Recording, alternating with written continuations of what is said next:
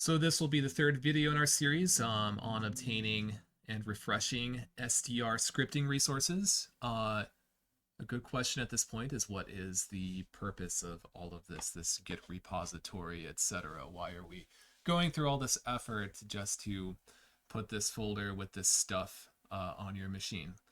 Well, it's because this makes it much easier for your SDR ArcPy scripting developers, Glenn and myself, to update these files, these scripts and these toolboxes to meet, our internal needs and the needs of our clients.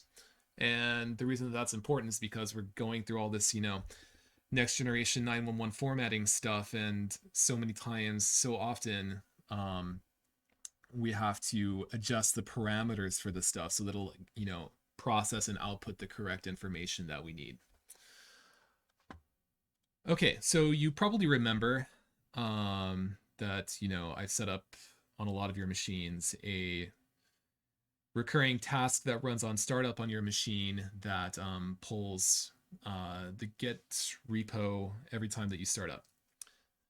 And that will continue happening, as long as your GitHub credentials are good. At some point, you'll need to refresh those. But there may come a time, during the day or whatever, some other reason, you may have to refresh your Git repository.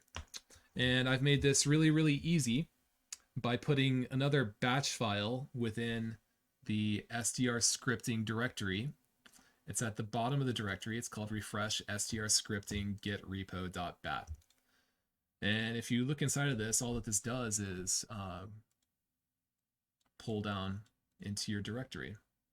Really, really, really simple script. All you have to do is double click on that, and it will, if your directory, if your Git repository is not up to date with main, it will make all of the adjustments it needs to bring that stuff down, and you'll see some additional lines.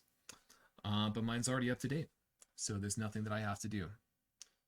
So I hit any key to continue, and that's literally all that you have to do to keep your Git repository updated.